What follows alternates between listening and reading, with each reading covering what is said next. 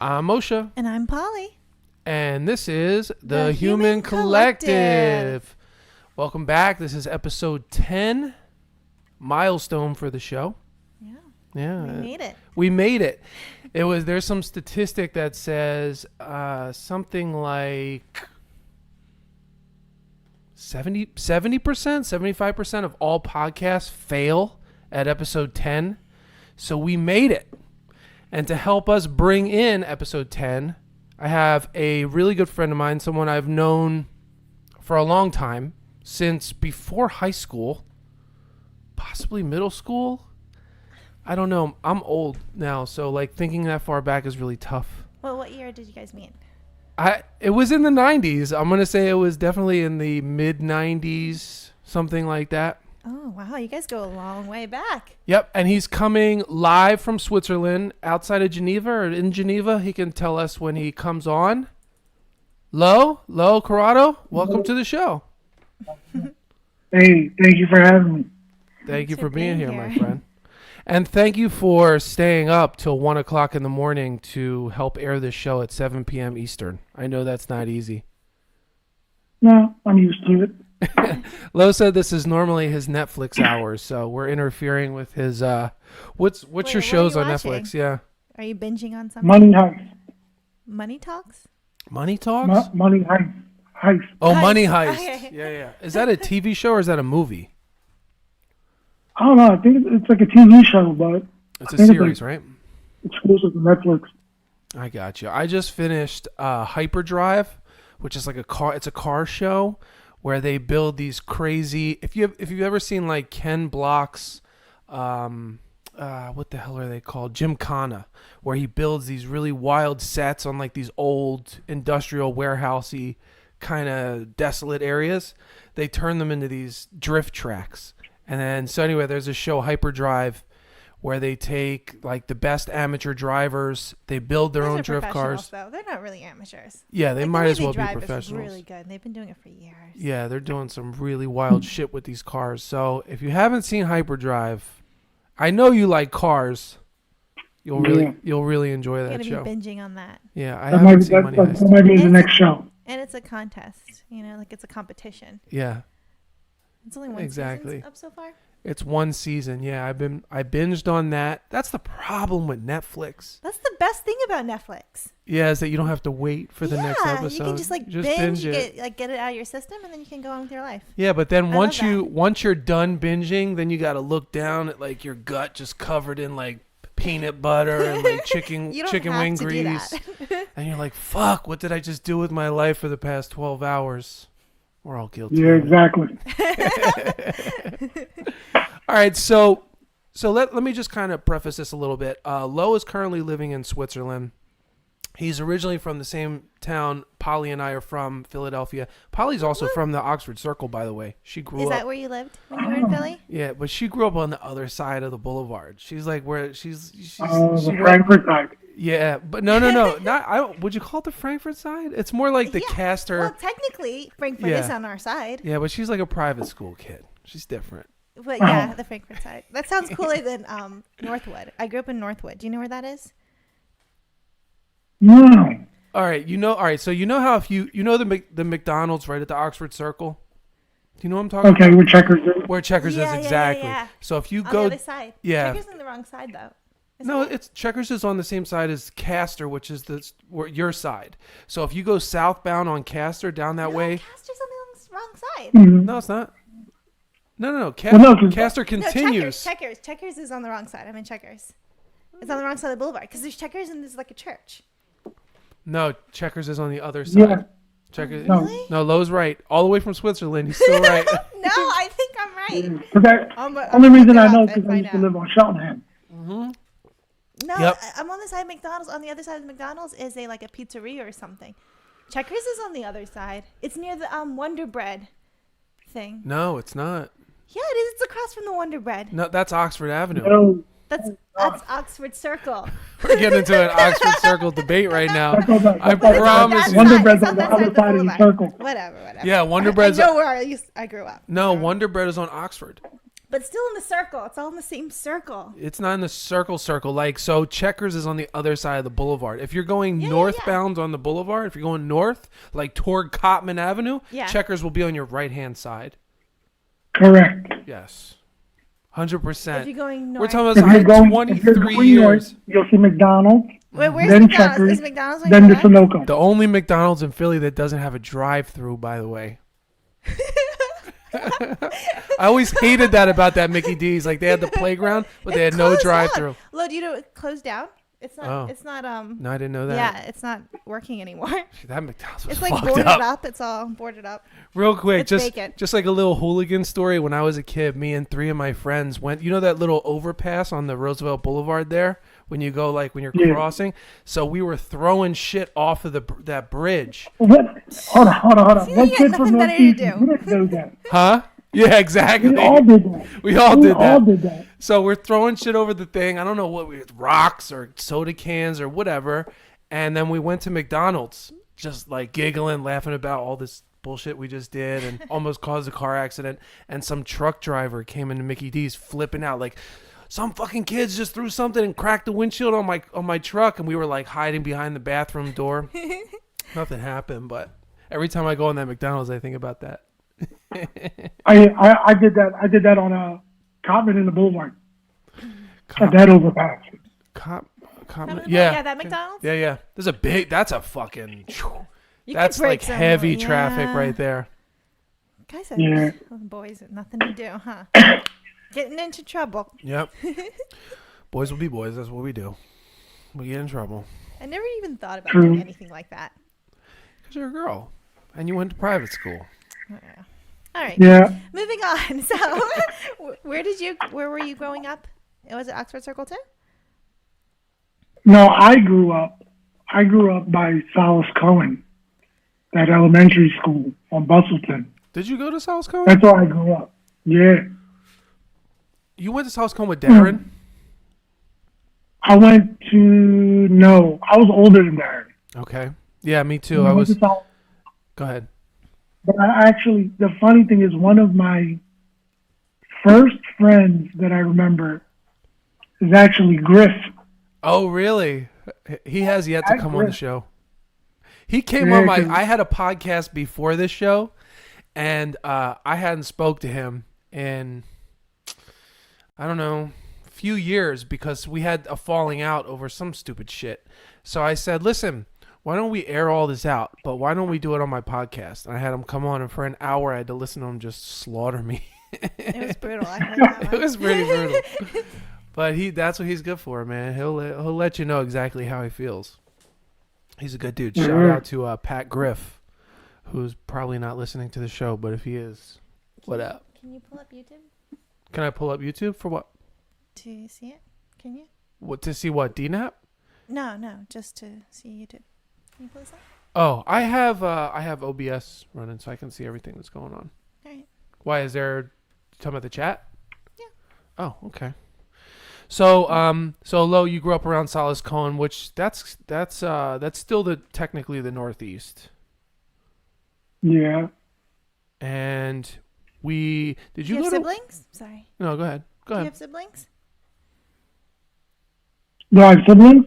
Yeah, do you have siblings, brothers, sisters? Yeah, I have one. I have one younger sister. Oh, okay. You guys close in age? Yeah. I'm 7 years older. Oh, you're 7 years older. Oh, wow. So Yeah. that's a pretty big gap. So Yeah. so Lance Sugarman joined into the chat and just wants to remind you that he beat you in basketball at Solace Cohen back in the day.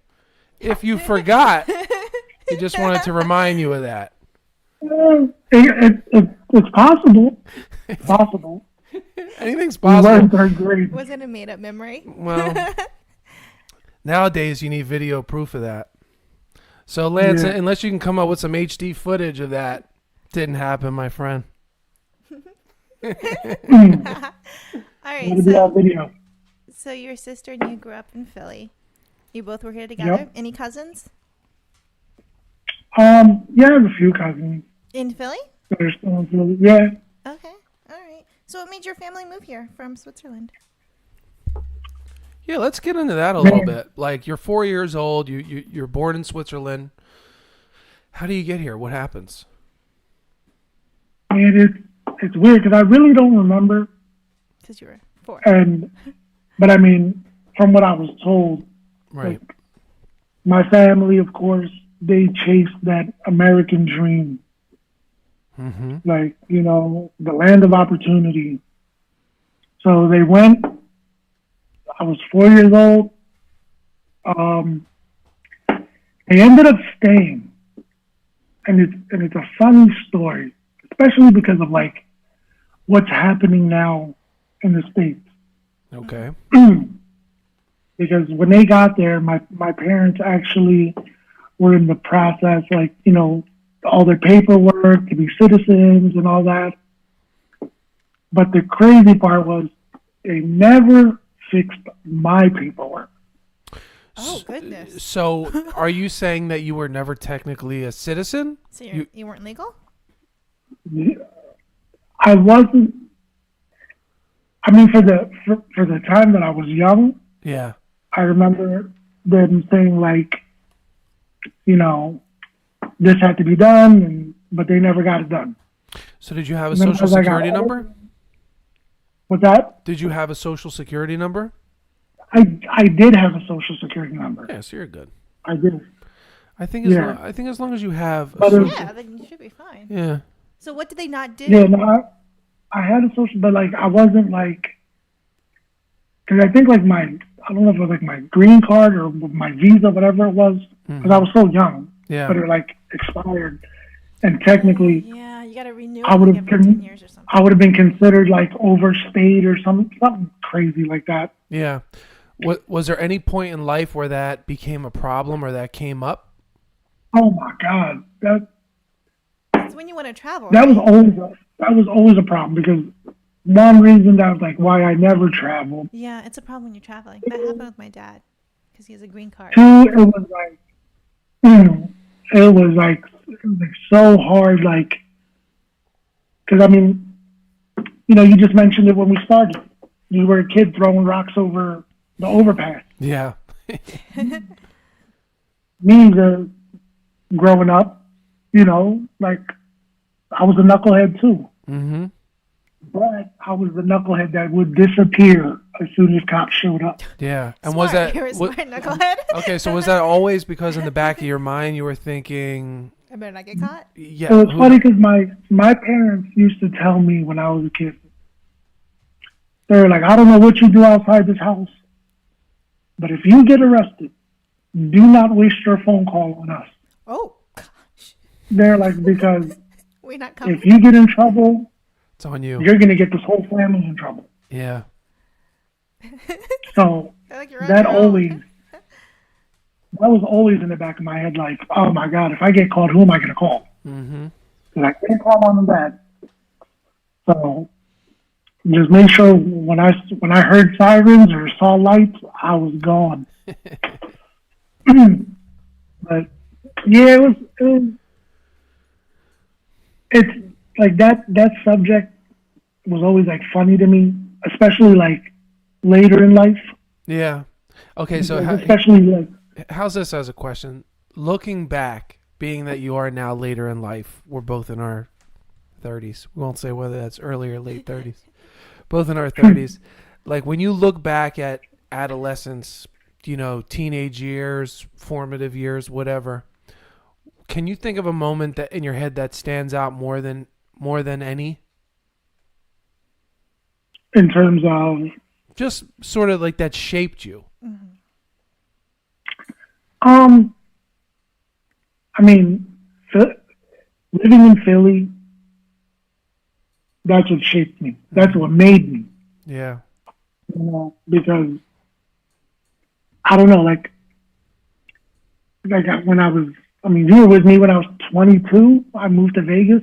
Mm-hmm. Yeah. You moved Being to in a Vegas? different place, like I felt like I was cut from a different cloth.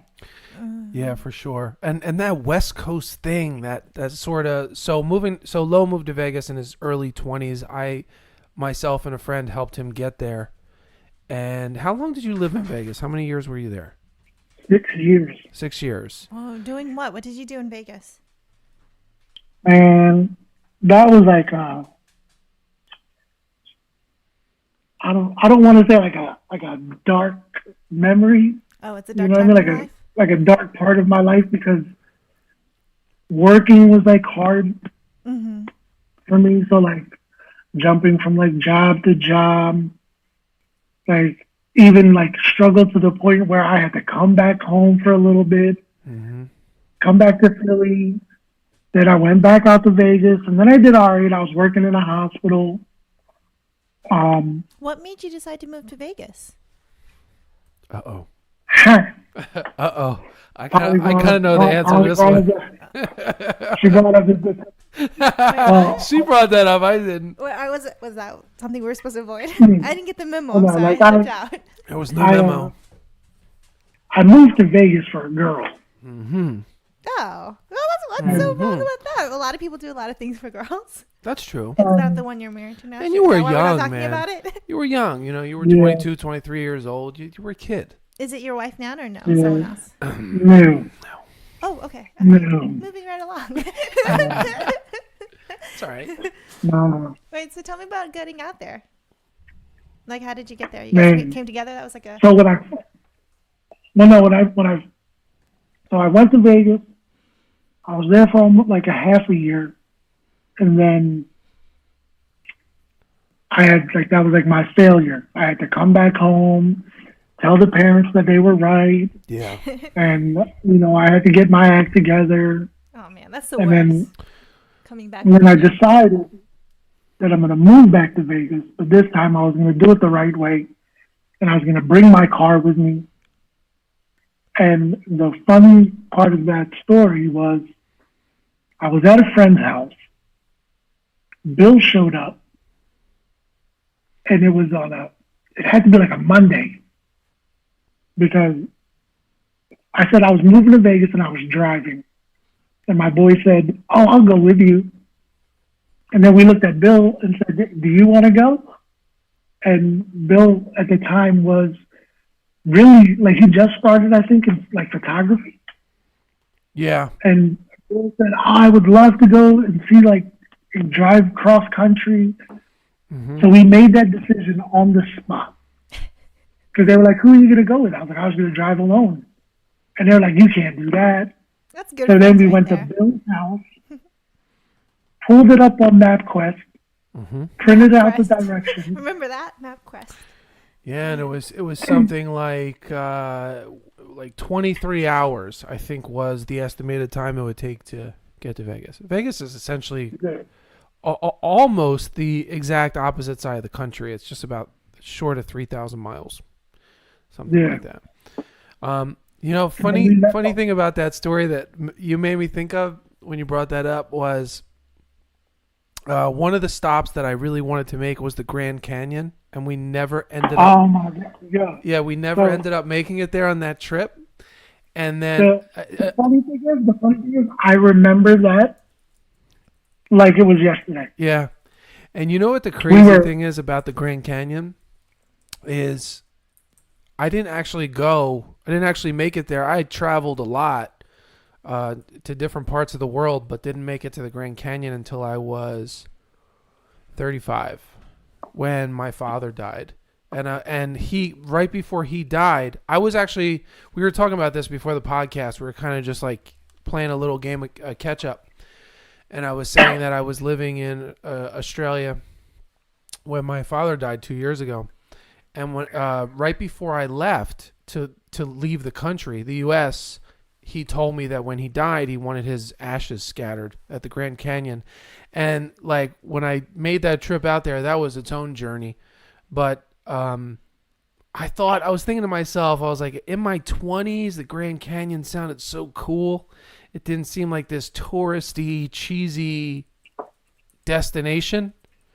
And then I actually got there and I was like, you know what? Fuck. This is not cheesy. Like, this is not touristy. When you get there, I think it's one of the 7 wonders of the world, right? It's beautiful. It's breathtaking. It hits really is. you, and it's like, it makes you realize how small and finite things are. And I was like, wow, had I seen this in my 20s, I don't think, with you, Lo, I don't think it would have affected me the same way it did when I was much older. So, Oh yeah. Wow. So Especially I think it would still have the way it affected me, happened. though. It wasn't. It's no, fine. like, yeah, but like he's saying, like the way it played out and the way it happened, I feel like there was something to that had a meaning. Wait, so what happened? How come you guys never went? I don't know. It was Because just logistics. I remember Oh, he like it was remembers. yesterday. Go Okay, ahead. let's hear the Go ahead. story. We were driving in Arizona. I think it was like Arizona, and we saw like the highway sign. It said 312 miles was Vegas if you went right.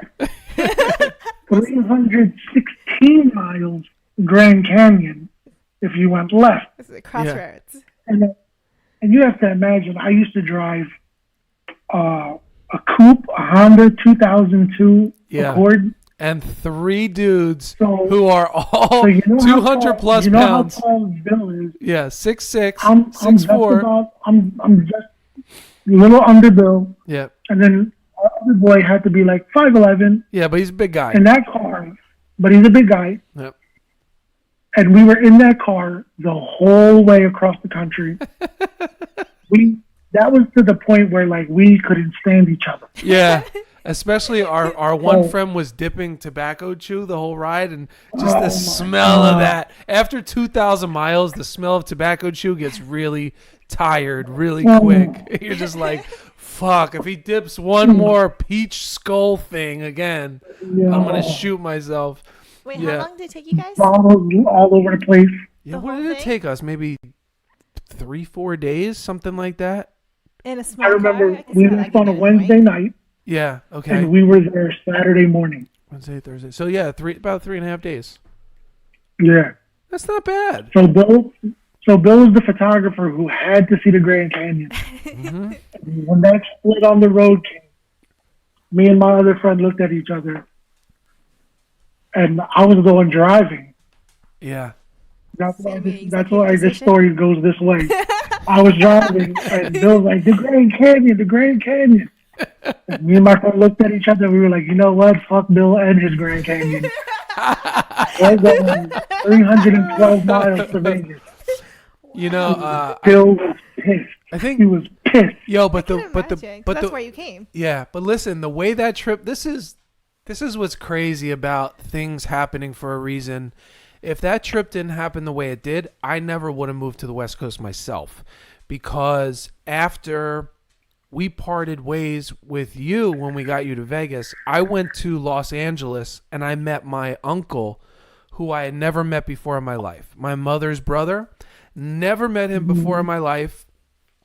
I knew of him. I knew he was, successful and whatever. So I wanted to meet him, and I flew out to LA and I met him, and we kind of hit it off. We became friends. And then a couple years later, I ended up working for him. I ended up helping build his business in Los Angeles, which is crazy. So had I not done that trip with you, that wouldn't have happened. And then that wouldn't have led to my stint on the West Coast for, wasn't 7 years, like probably about the same amount of time, about 6 years, So that's just a trip, how things work out, It's like, I guess the older I get, the more I realize that everything does happen for a reason, and there's a series of events that seem to play out, and that's just like the story of your life. The way things play out is your life, but it's like, is it predetermined or is it just random? That I don't know. I haven't figured that out yet. But for whatever reason, I'm sitting here now doing a podcast in Ambler, PA, and you're in Switzerland, my friend. This was meant to happen. No. And things kind of all came full circle, because here we are again. All right, Yeah. Yes. So 6 years in Vegas. Yeah, so 6 years in Vegas, and then you come back to Philly. Now, you said you came back home because you felt like you maybe weren't making the right decisions or whatever. Things weren't working out as well as you thought they would. You went back out to Vegas. For the girl, same girl? Or just because you wanted to make it now? Yeah, same girl? Okay. No, it was the same. So you take another stab at it. You do it different.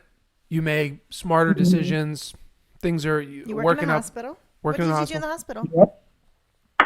I was working as a patient attendant. Okay. So I was just like, basically like security for patients Mm-hmm. that, were a little unstable. Okay. And So that was my job. And I mean, it was cool. Right. And then I also worked in a hotel. And I worked at the Hampton Inn. Like that was the last job that I had. Like I was the auditor, the night auditor. What does Mm. what does a night auditor do? Like they handle like all the receipts for like, like the like hotels. Like when you stay in a hotel and they print out your receipt when you're checking out in the morning. Right. They made sure all the money that throughout the day was right. So it was a lot of work, Mm-hmm. but it was easy because it was night and it was just me there. Okay. So it was pretty cool. did you ever work in a casino? No, That's Didn't want to. kind of interesting that you lived in Vegas for so long and never touched on the casino. What about a strip club? no.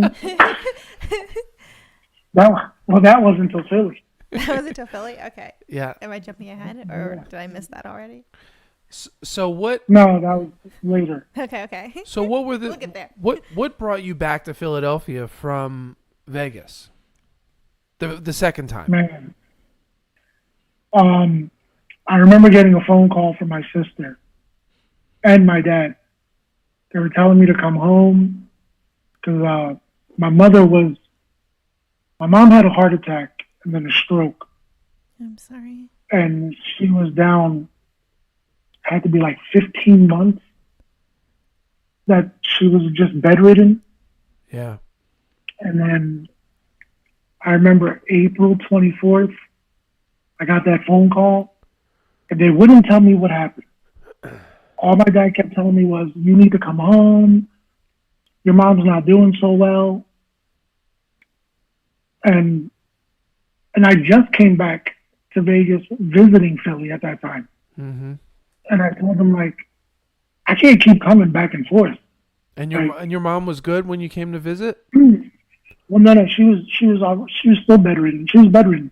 So she had already had the stroke? Yeah. Okay. Like I went out to visit them, and then I came back to Vegas because I had to work. Yeah. And then that's when I got the call, and I told him, like, I can't keep coming back and forth. And my dad would not tell me. He just kept saying, like, you need to come home. You need to come home. Yeah. And then my sister, she called me, and she was like, you need to come home. And I said, like, what's going on? Like, and then she just, like, yelled at me, like, Mom's dead. Like, Mom passed away. So they didn't want to tell you that she had passed until you got Yeah, home. because Yeah, they don't want because they know I was going to lose it. Yeah. I You know, so like, tough. for me, that's always been something that, like, has always bothered me. Like, I always felt guilty that, like, You were I wasn't there. Yeah. I How get old it. were you? I was 29, maybe 28. Yeah. That's really tough. So, Your family so to didn't me, like, that blame you for not being there, right? no. It was just you being hard But on yourself. I always blamed myself, like, because I was in Vegas. Like, Yeah. I should have been home. Yeah. But you came back and forth a couple times, right? Yeah, She I was did. sick. I did come back. Yeah. So You you know, can't be back too and hard on forth, yourself. I mean, to lose your parent and you're not there. Yeah. Yeah, it is It's tough. it's a weird feeling. I can relate to that in two ways because I lost my grandmother when I was living in LA. My brother did the same thing. He didn't want to tell me that my grandmother basically raised me with my mom. She was basically like my second mother. And he didn't want to tell me that she died until I got home.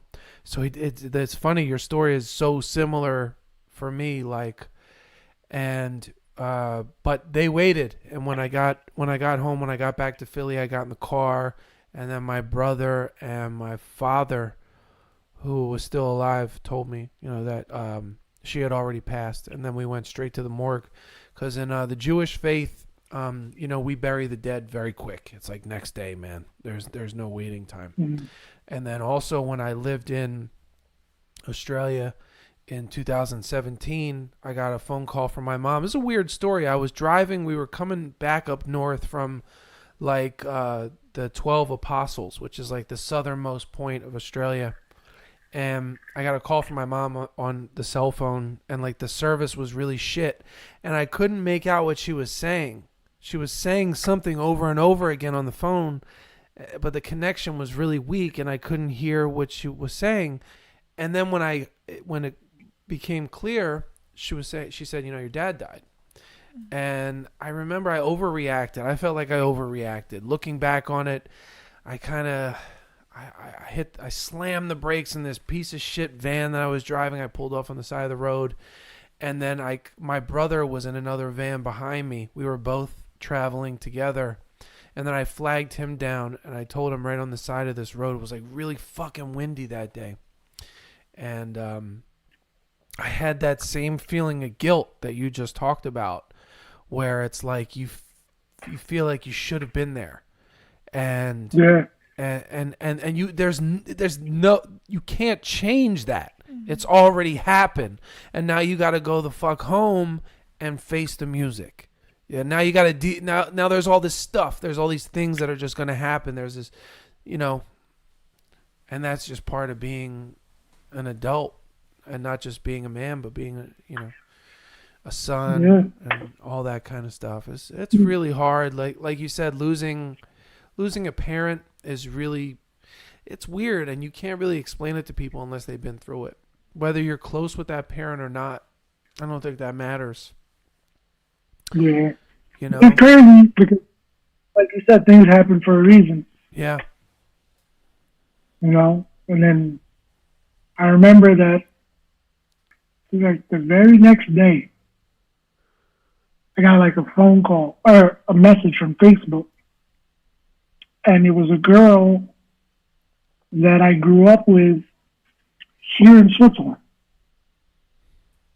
Like her parents were my parents, was like best friends. Yeah. Like we were best friends since we were like little kids, like babies. Okay. And she messaged me to give her condolence. And the funny part is, she is now my wife. So, congratulations, by the way. So, how did that play out? So, you two had obviously known each other since you were 3-4 years old, or earlier than that. Yeah. And then she gets word that your mom passed, and then just reaches out to you to say, to console you for losing your mother. And then you guys end up rekindling something, or what? Was there ever something, or was this new? What, how did that? I mean, when the stuff that I remember from here, from being a little kid, I remember her family. Yeah. And I remember her, of course, because that was like my best friend. Like that was like my little girlfriend when I was here. Mm-hmm. So we were like always together. When you were 5. I was like even younger. Yeah. Even younger than that. And it was just funny because she messaged me and we just started talking on Facebook. This was around the time when everybody had a BlackBerry. Oh, yeah. Oh, yeah, I remember those. So Could actually type. I remember, yeah. That argument lasted for a while, but you can type on this. It actually has buttons you can type on. Yeah, I get it. Okay, it's got buttons. So I remember I put a post on Facebook. I said, I got a new BlackBerry. Everybody send me your PIN. And she messaged me and said, I don't know if it'll work, but I'm in Switzerland. But here's my PIN, because I have a BlackBerry. Uh-huh. And we talked. And that's how it all started. So, okay, so what happens from there? You guys start chatting. We started talking. Uh-huh. And then I remember, I guess, the question, what if I never left? What if I never left Switzerland? Or You know what I mean? And Yeah. she was like, I don't know, maybe we would have ended up together or something like that She said that at before some you point did? in time. Yeah, she's like, maybe we definitely would have ended up together at some point, Right. and that pretty much did it. Wait, so Mm. so then that's when you moved to Switzerland? Well, No, I mean, there must have been that some. process You're like, was all not right. easy. That process was not easy. Yeah, how did all that unfold? So we're talking about how many years ago was it that you lost your mom?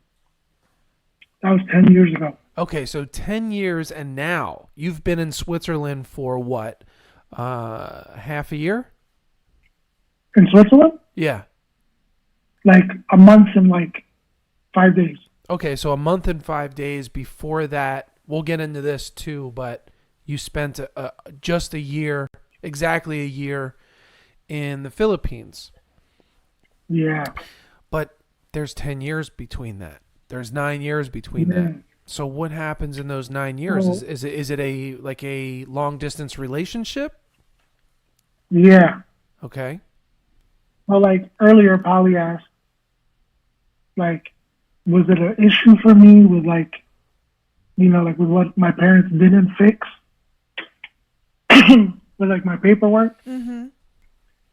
That was the biggest hassle ever because of that.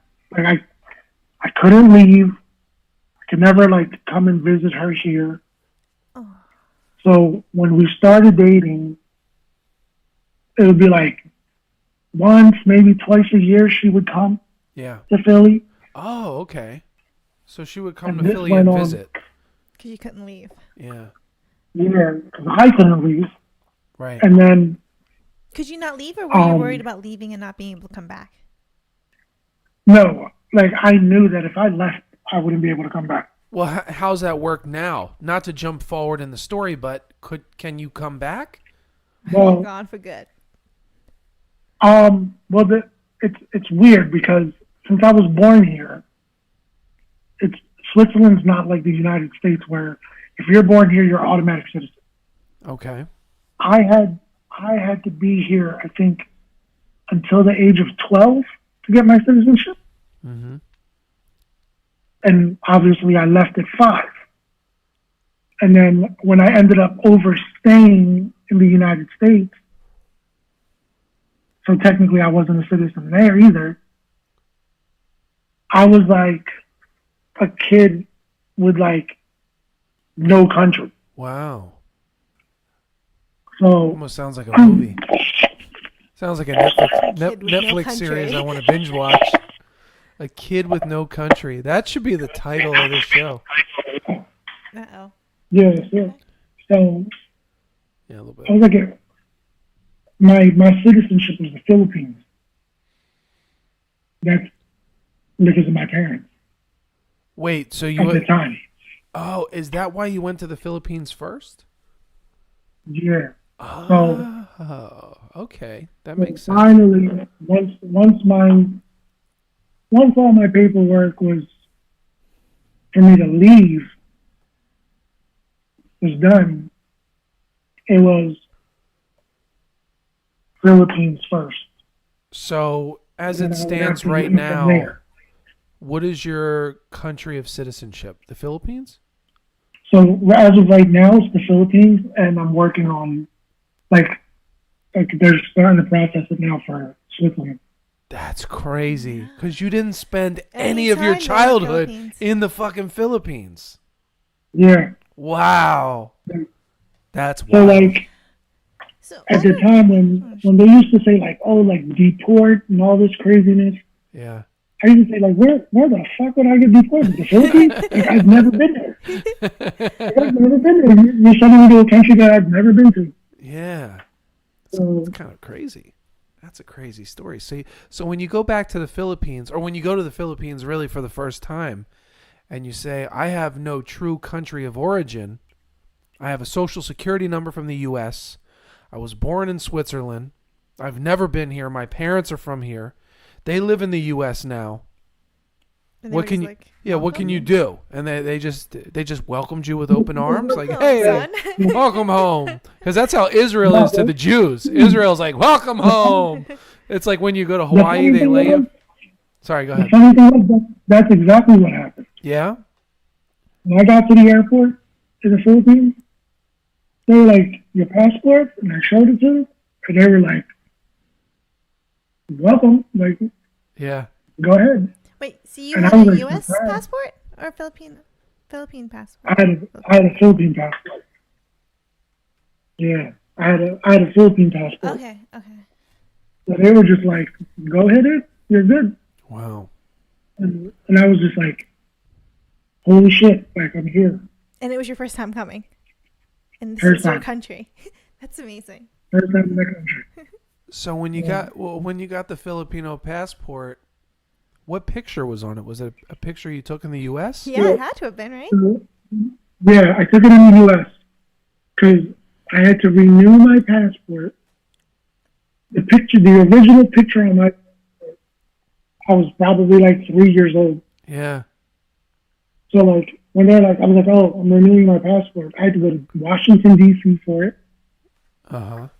and like Kev came with me, Okay. and then I went there. They were like, you gotta take your picture. We need your original passport. And I showed it to them, and the lady looked at me like, are you serious? Like, you didn't renew your passport? And this is like, she was holding it like, this is your picture?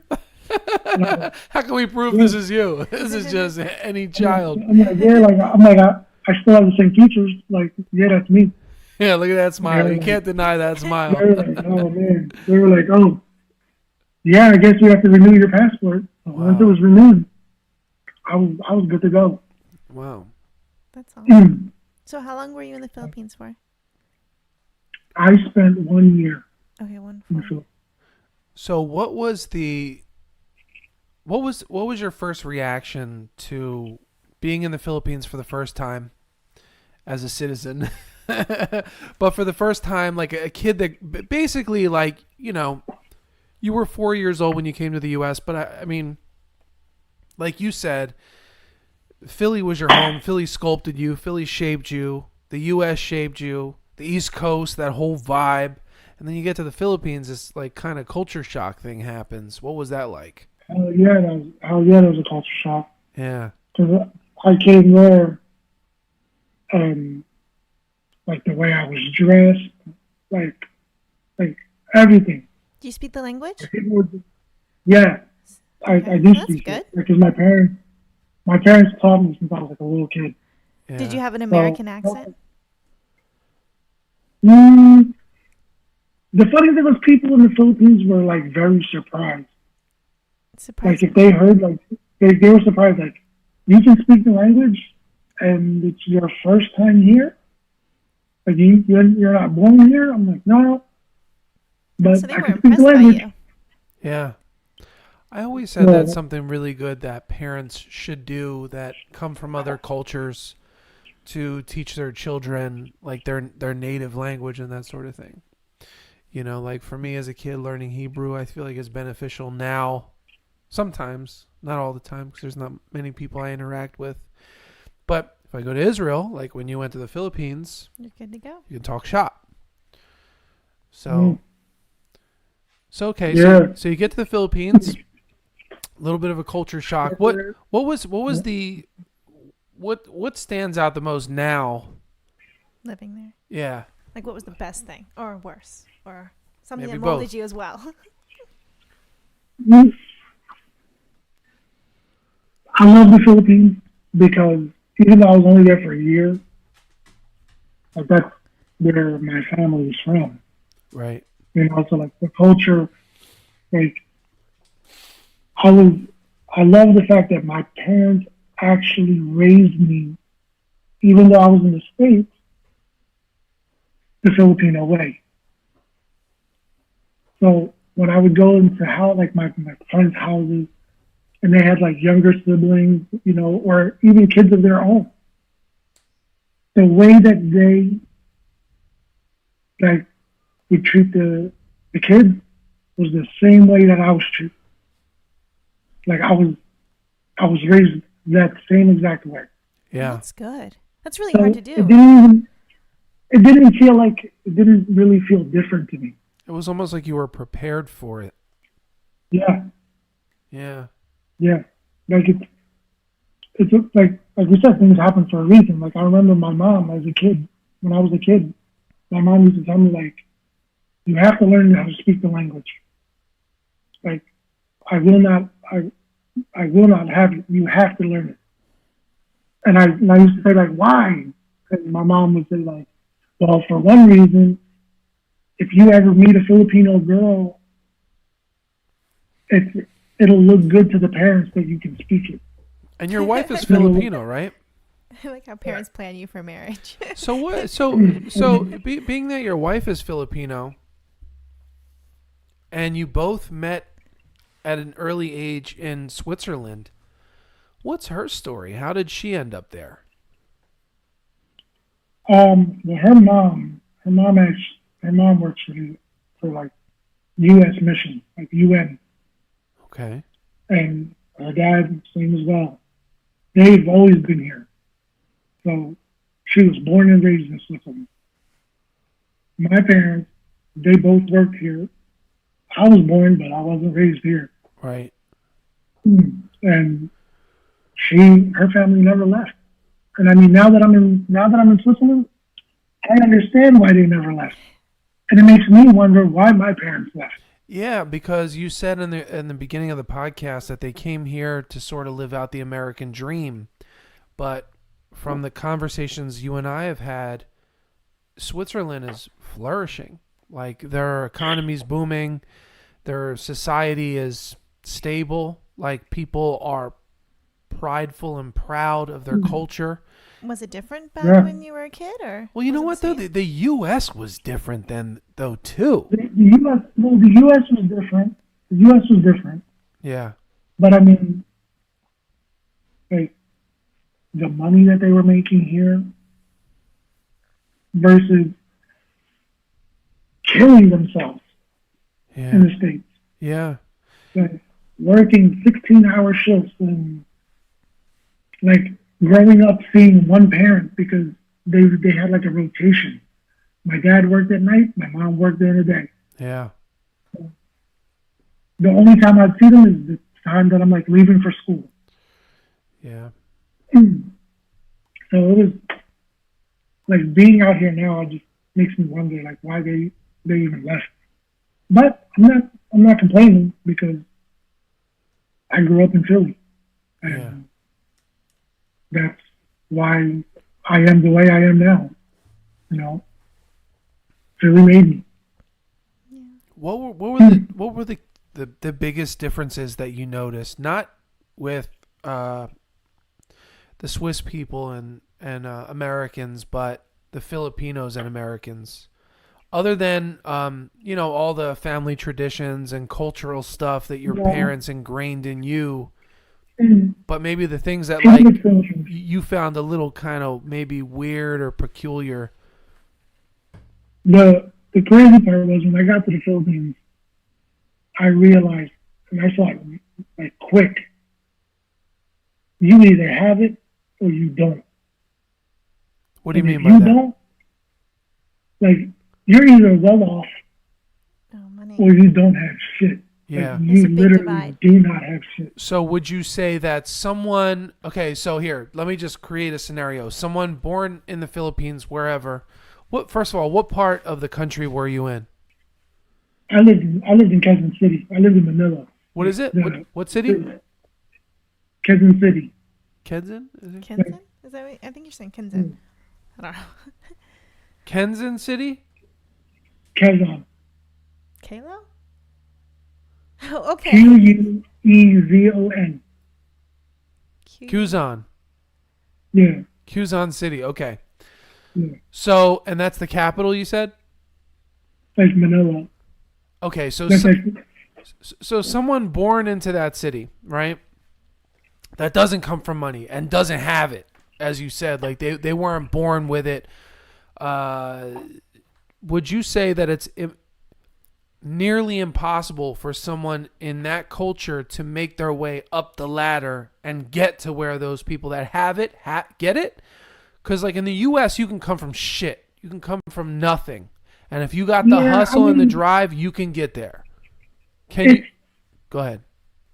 I mean, obviously it's been done, but it's not likely. Yeah. Like, if you come from, like, where you don't have shit, like, they're gonna struggle. Yeah. They're gonna struggle. Do you think? And like, do you think that's because a lack of drive or education, or that's just the way it is? That's just the culture. Like I know education plays a part in it.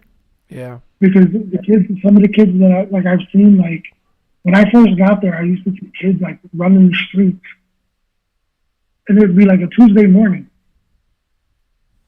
and I'd be like, well, in school? What the hell are they doing here? Like, aren't they supposed to be in school? Right. And the people will be like, those are the kids that can't afford to go to school. Like, and I'm like, isn't school free? And they're like, yeah, but they can't afford to go to school. Like, so they have to work to pay for their books, to pay for their clothes, for whatever. So these kids just run the streets, and like, and it was crazy.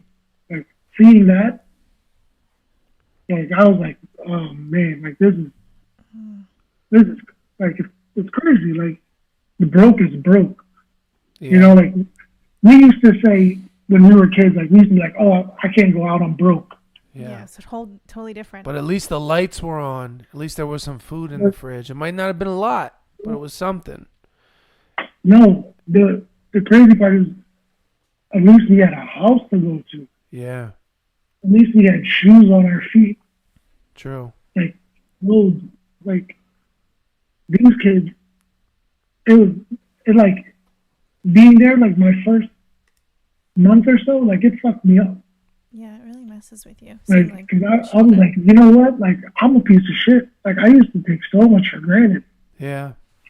You know, like, you've known me forever. You know, one of my big things is I used to, like, buy sneakers. Yeah. Like, every other day. Yeah, sneakerhead. And my problems used to be, like, do I pay my rent? Or do I buy these new sneakers and let my rent be late?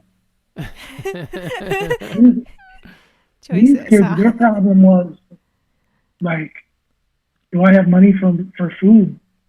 Yeah. Like that was their problem. And like here we are, like bullshit and throwing money away. Yeah. So my first few months in the Philippines, like that really did it for me. Because I was just like, man, these kids, they really don't have shit. So it really taught you to appreciate your childhood? Yeah. Yeah, definitely. Like I feel like if I was to go to the Philippines and then come back to Philly, I would have been a completely different person. Did your parents talk to you a lot about what life was like in the Philippines for them? They used to threaten me with shit when I was a kid. Like, oh, I'll send you to the Philippines. Those kids don't have this and don't have that. And I used to be like, yeah, whatever, Mom. Right, because it seems so far away. It's just basically like...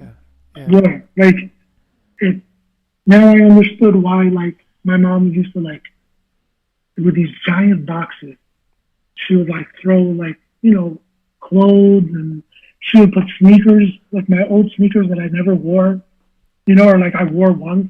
Mm-hmm. And I'd be like, what are you doing with that? And my mom would be like, oh, I'm sending it to the Philippines. And I'm like, Mom, I cut grass in those sneakers. Like, what the hell do they want those for? Yeah. And I was like, but in reality, they would treasure them, yeah. You'll see one day, and man, I saw it last year when I got there. Did your parents want you to go to the Philippines to see what it was like and to get an idea of what they, what life was like for them before going to Switzerland and the U.S.? It's when I was a kid, like my parents would be like, "Oh, you can't go to the Philippines. Like you wouldn't last. Like the life that you live here, you'd hate it in the Philippines." Yeah. And I didn't understand what they meant. But when I went, like I saw it, I was like, man, if luckily my family was well off, like like they were doing okay. Mm-hmm. Because if I had to live like so over there, they call it the squatter. The squatter? Like, we call it squatter. Okay. Like we call it like the hood, the ghetto. Oh, okay. Man, there is no hood or no ghetto close to what they live in. Like they live in the slum. Can you like paint a picture for us? I've never been to the Philippines. What does it look So like? like where I lived in like I guess like it's kind of like a gated community. Okay. Like in the Philippines, they call it. I lived in a subdivision. Okay. So like to get into my neighborhood, you had to go through a gate with guards, like armed. Was there a lot of crime? And Is it high crime rate? they said there is, but like I mean, I never really saw anything. Because you were in the gated community. But in my neighborhood, it was cool. So once you go in, it's like all these big houses, houses being built. Mm-hmm. It's nice. But on the other side of that gate, In the it's squatters. like the squatter. Like it's like imagine people like building walls and your roof was like a metal shed. Yeah. So if it rained, like you couldn't hear nothing. It just all you heard was the rain banging on the metal. Yeah. Like people The like tin roof, huh? houses that pretty much this is the picture I'll paint. If it was any of our houses in Philly, if our houses looked like the houses in the Philippines, You'd be condemned. you would never tell me like, oh, come over to my house. Yeah. Mm-hmm. Like let's hang out in my house. Like we would definitely be ashamed. Like hell no, like Bill's not coming to my house. Yeah. I get that. Yeah. But the people in the Philippines, the part that hit me the most was even though they didn't have shit, they were still happy. Yeah. Like they were happy. Like if it was like their birthdays, their parents would cook, and they're like, "Oh, come to my house." I remember going in the houses like people that have nothing are still happy. I think that's all of this- Southeast Asia. It's the quality, It's- the celebration of life is not linked to material shit. yeah, it's not. It's not. But Yeah. why? In the Philippines, Like I here don't you know. see someone that's It's poor and just they're like it's just miserable. different. They're like so miserable, and there they have nothing, and yet they find some reason to smile. That's reason to be because happy. here the climb of like happiness is success. It's all linked to material shit. Yeah. It's all like the better you do, the more stuff you have. Not the more whole you feel, the more stuff you've acquired. And then you use that acquisition of stuff to represent how you feel about your life. Oh, I got a fancy house. I've got a fancy car. I've got a ton of money in the bank. I must be good. I must be all right. No, but that's not what it is. How many rich people do you know are happy and content? I don't know any. I don't know any rich people. Yeah, me neither. If I my do, problem. please, call me because I'd love for you to sponsor the show. Yeah. No, but No, no. it was crazy. I So know my- what you mean though. In India, I had that same like culture shock of seeing like really poor. There's a big divide between the people that have and the people that don't. And then when you see children, like here in Philly, you'll never see a child begging. Like you might see a man or even a woman sometimes, but never like a child. And you'll see that in India. And I'm guessing that's like Yeah. kind of what you went through. That was one of the things that hit me. I remember I went to a nightclub in the Philippines. I was walking out of the club, at like 4 a.m. And this kid walked up to me at 4 a.m. Had to be like 5 years old, 6 years old, and was carrying their little brother, who had to be like 2, Yeah, that stabs 1. in the heart. And they were like asking me for money, and I looked at them like, yo, it's fucking 4 o'clock in the morning. Like, what is this? Yeah. And my friends were like, that's how the kids are here. And that I was like, I couldn't believe it. Couldn't believe it. Yeah. So like, throughout my first few months in the Philippines, like that stuff like just like hit me. Then, so in my neighborhood, I literally have a full court basketball court Yeah. outside my door. And Bill knows that I've been playing basketball all my life. Absolutely. And I don't know if people can tell from the video, but Loe is really tall. You know, he's a big dude. He's 6'4", so he's built for basketball. And I would play on that court every morning as like my workout. Yeah. And I met a group of kids, like a few kids. Neighborhood kids? Yeah. Okay. And some of them, like most of them actually can really play. They can play. And I remember the thing that I used to like laugh at as a kid, but then it hit me different as I got older. These kids were talented, but would play barefooted. Okay. And here I am, Nike shoes, Nike socks, like Nike shorts, got, like the whole get up. Yeah. And I'm looking at these kids, and I remember the one kid, I asked him, I said, you got game. I'm like, how come you play barefooted? And he's like, I don't have sneaks. Like, he was a teenager. Like, I could never imagine that. I couldn't, as a kid growing up, Yeah. tell me like I don't have sneakers. You got ragged on as a kid if you had like dogged out kicks. Yeah. That's just that's the way it was. Like, I remember when we were kids, we used to be like, yo, you got bobos on. Like, I haven't heard that in a long time. So I remember I asked him, he was a teenager, like he was a big kid. So I was like, yo, what size shoe are you? And the funny thing was, he goes, I'm a 13. It's your size. And that's my size. Yeah. How do you know his size?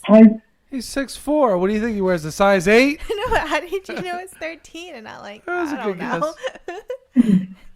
So You guys he share he shoes? told me he was a size 13. Yeah. And I remember, without not even second guessing, like, I was like, you know what? I took my shoes off.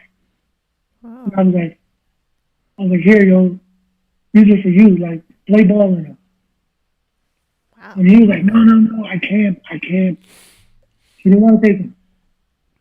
And I was like, bro, like, I don't want to sound cocky or nothing, but like, I have way more sneakers inside the house. Yeah. Was that something instilled in you from when you were a kid? Like when your mom would send shoes back? No, like, that was just me. Like, I genuinely felt bad. Yeah. It was just like a Like, natural reaction to help the kid out. They used to play ball. And then I remember, like, when they were done, they would sit down and, like, it would be a joke to them. They're like, yo, look at how big this blister is. Oh, wow. And I'm like, what the hell? Like, it's not a game you guys want to play. Yeah. well, when the kid said he was a size 13, like, I was like, yo, it's like meant to be. Like, it's meant to be that I give him these, like, sneakers. Yeah. And he probably So I was treasured like, you that know pair what? of sneakers that you gave I him. was like, here, bro, just, like, take them. Like, and he wouldn't. And I was like, well, look, I'm going to leave these shoes on this floor, and I'm going to walk home Yeah. because I live right there. Yeah. And he took So them. just take it. And he took them. Mhm. And he wore that shoe. Like, he legit wore it. But in my neighborhood, I remember there was like two kids that were my size. And the ones that were my size, I gave them sneakers Yeah. because that's, I knew that they didn't have it. So I was just like giving stuff away to them because I felt bad. Like, it was kind of like my give back from all the shit that I took for granted. Yeah. Is that kind of the spark that led you to having an interest in building a sort of like a league or a basketball team? Well, it's funny that because that when I would play, those kids would be there. They would be like, "Yo, can you show me like stuff that you guys used to do in practices and when you were in the States?" Yeah. I mean, I've been playing ball since I was in second grade. Yeah. So all the drills I used to like show them, and they would do it. These kids were like 15, 16, you know, Yeah. and they would say like, "Oh, like look, like, is it okay if I bring my friend because he wants to learn?"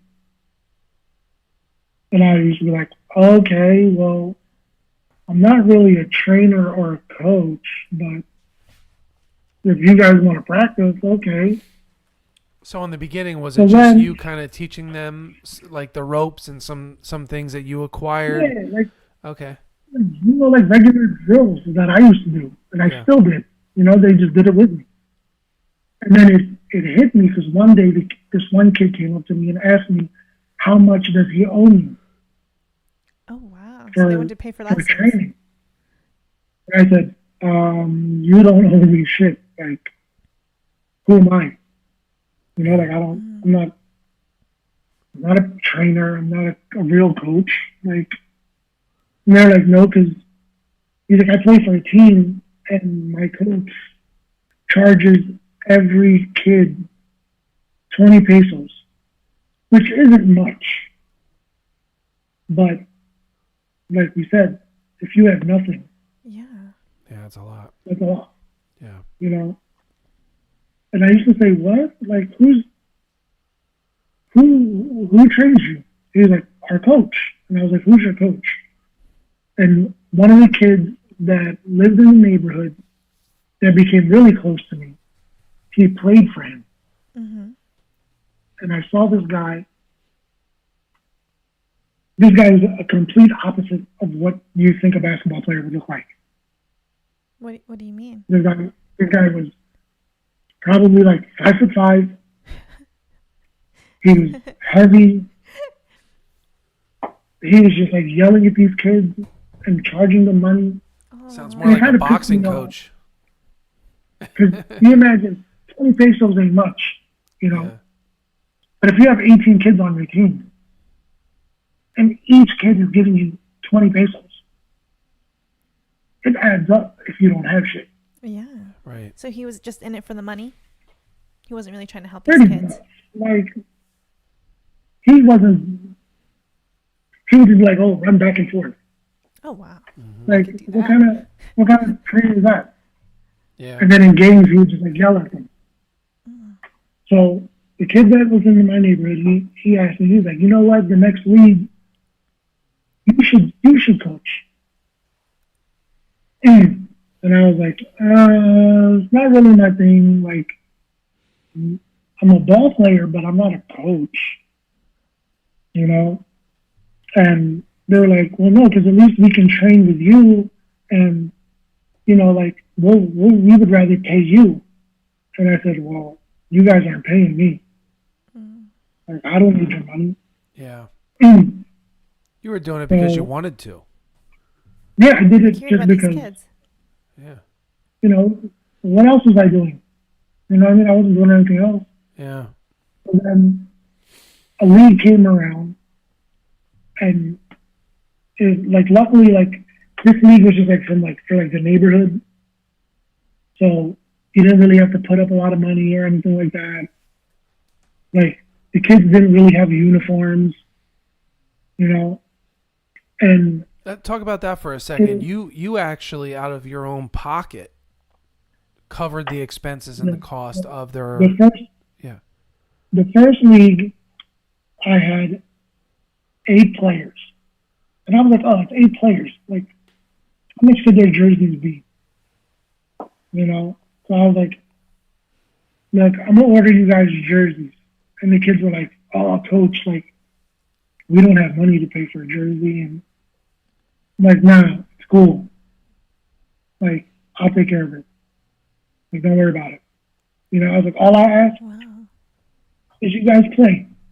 Yeah. You know? And so those 8 kids in the first league that I put them in went undefeated. Wow. And Congratulations. they won the whole thing. And this is from your coaching. No, these kids were talented. They legit had talent. You know, like. But you influenced them. You helped. And you encouraged them. You were part of it. You brought it out. It wasn't nothing. It wasn't anything like. I didn't really look at it like that. You know, like. I'm sure they appreciated everything. They were like my young bucks. These were like my little kids. Yeah. But I was just like showing how to like do certain things. Without you, they wouldn't probably be able to play, right? Possible. It's possible. They also would have been playing under that 5'5" jelly belly that just told them to run back and forth. Yeah. Yeah. So then they won that league. It was just like a little neighborhood. There was like probably like 8 teams, you know. Mm-hmm.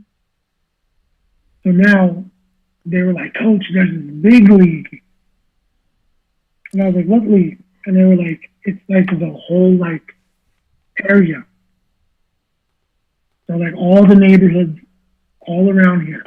Yeah. And I was like, all right, well, how many teams? They were like, there's like 35 teams. And I was like, 35 teams. I was like, how much? What's it gonna cost? They were like, it's 4,000 pesos to enter a team. 4,000 pesos is like a little under $100. Okay, that's not too bad. Yeah, to us. Right, to us, exactly. To them, these teams, they're like, they have to be sponsored.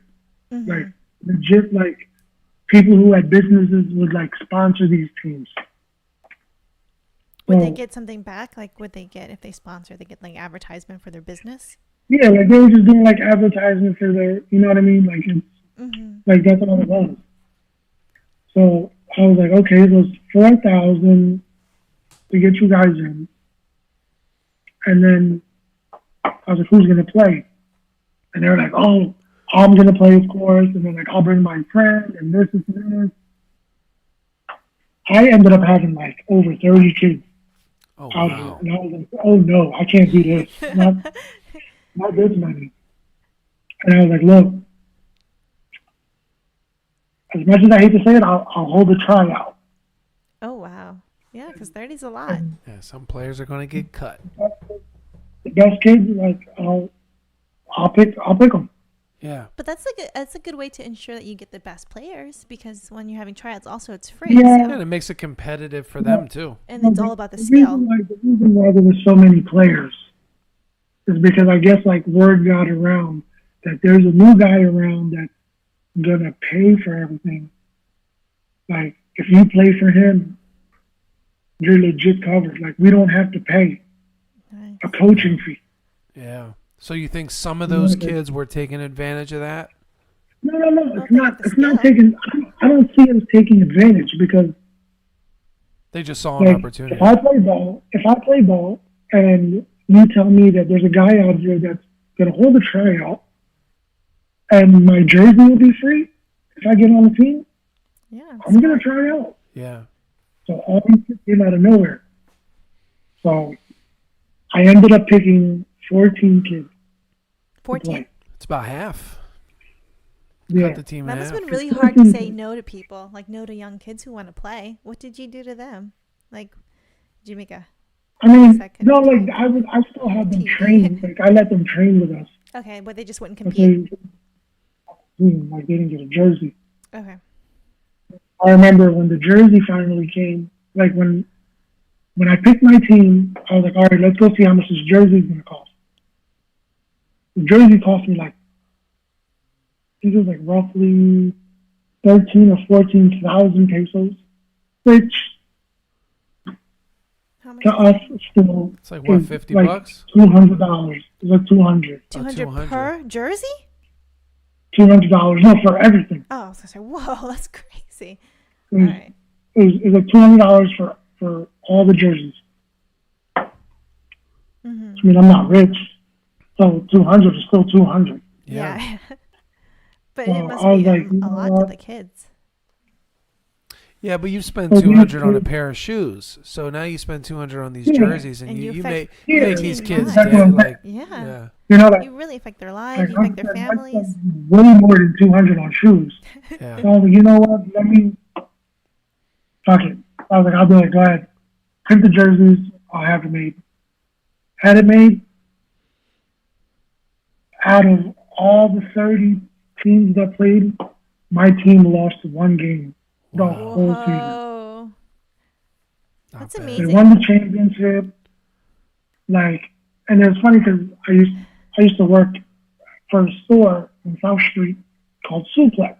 Mm-hmm. Shout out Suplex Philly. I used to, yeah, so that's my family. So I called them and I said, "Yo, is it cool if I use your name for my jerseys?" They said, "Go ahead. You know, like we'll put you on our Instagrams and you know all that." I'm surprised they didn't Cool. cover it.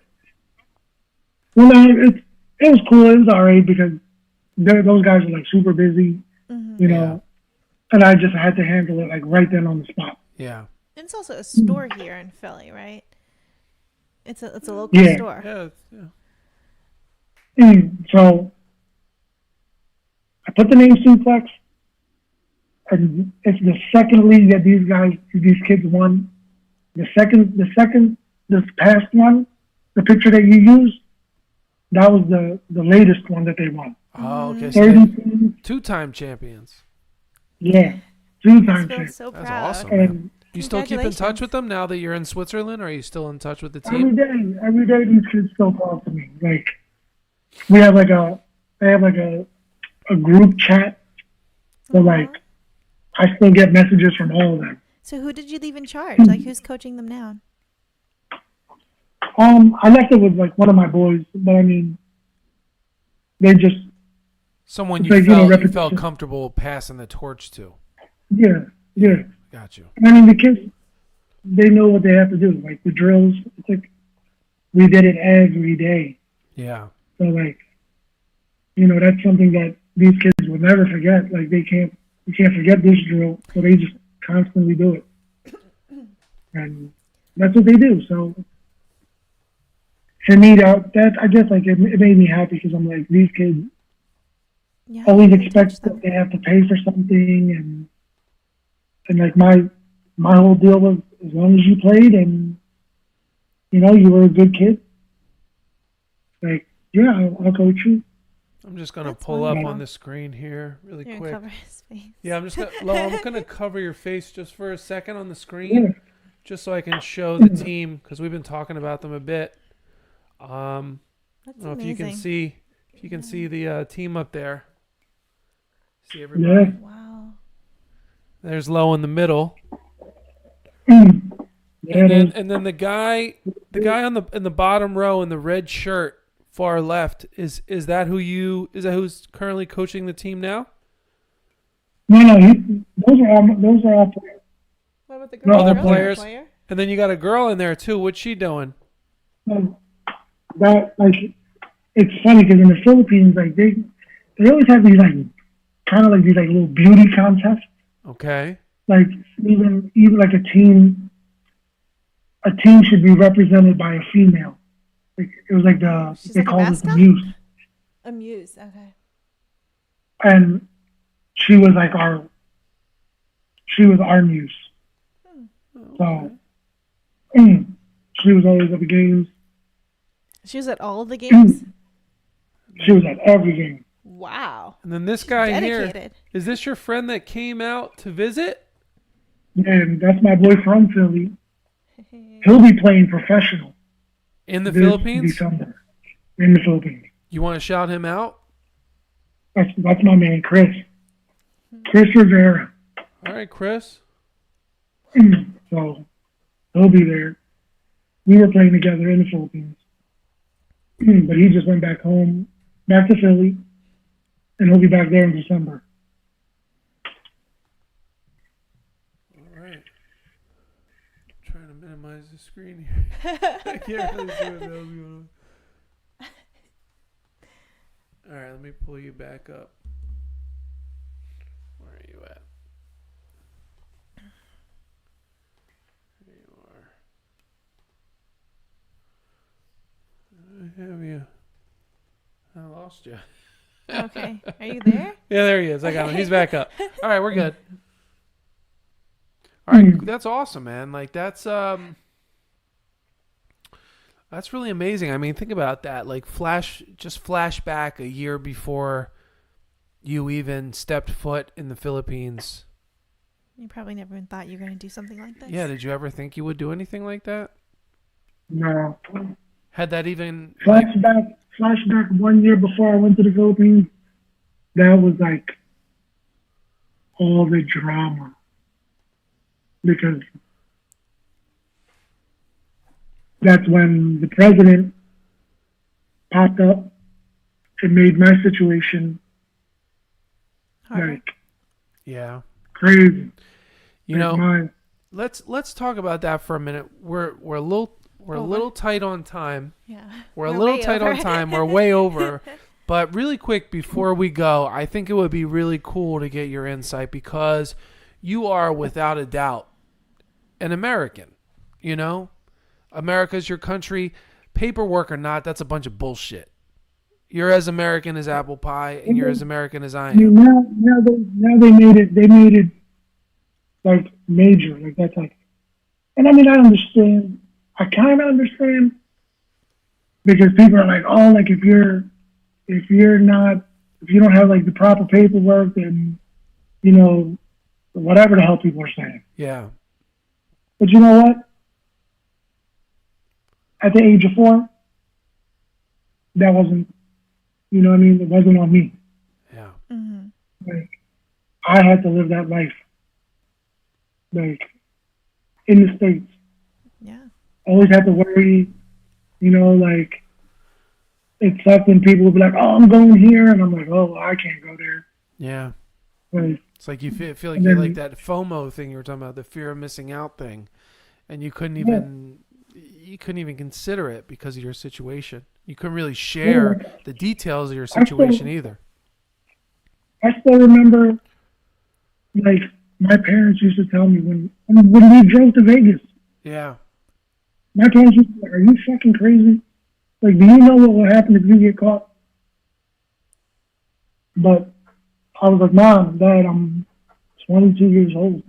Like, who gives a fuck? Like, Yeah, at this point. So you lived your whole life kind of worried about that, It's like living your whole life in Yeah. fear, kind of, man.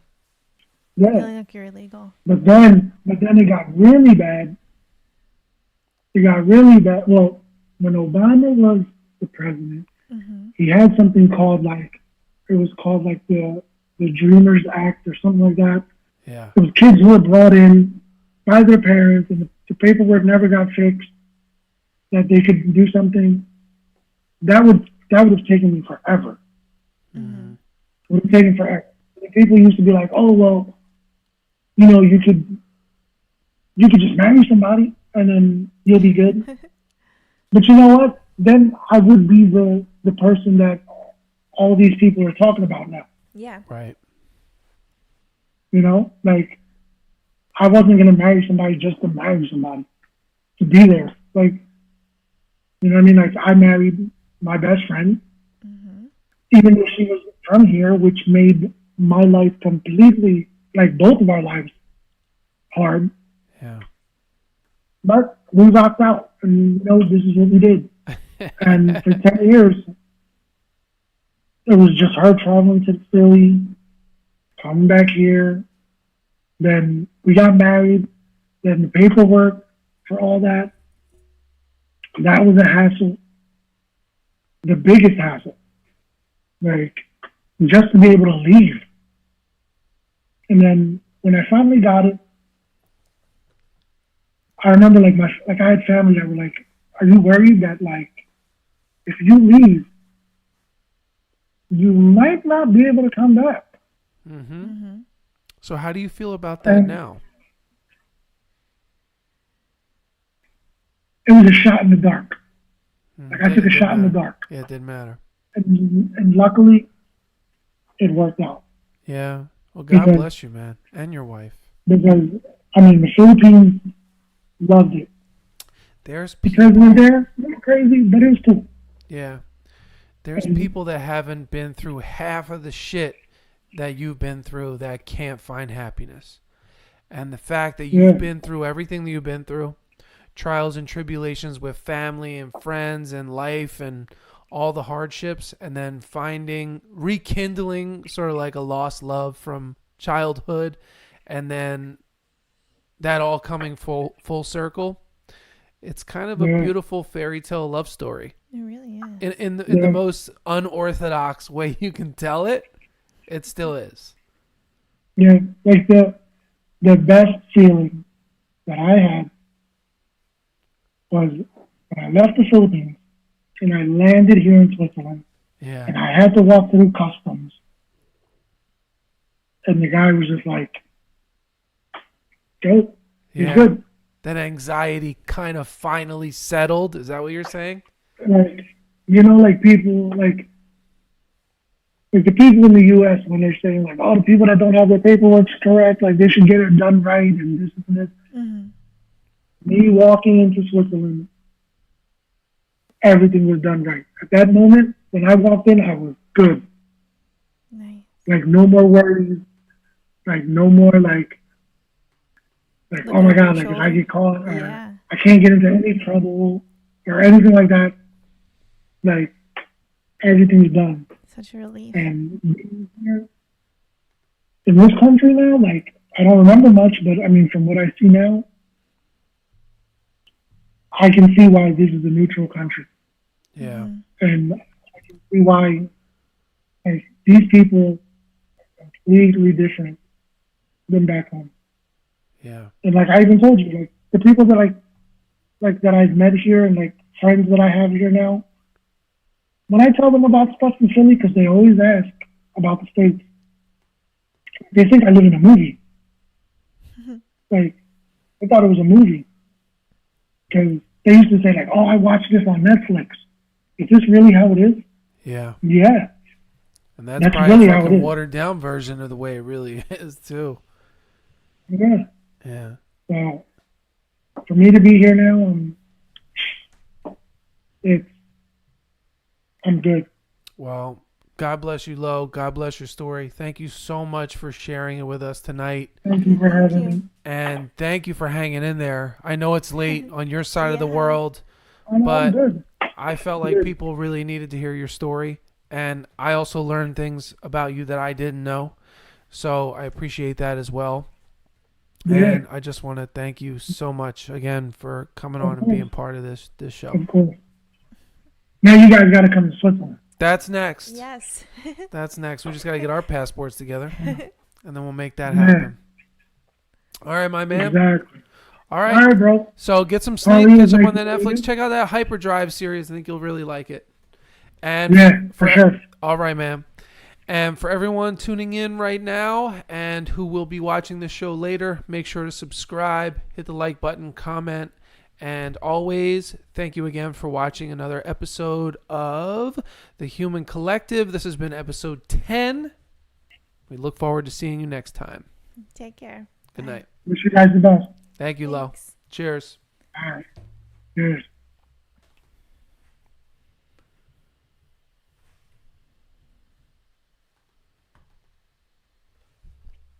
We're still live. No, we're not. Yeah, we are. Oh, yeah. Sorry, guys. We're still live.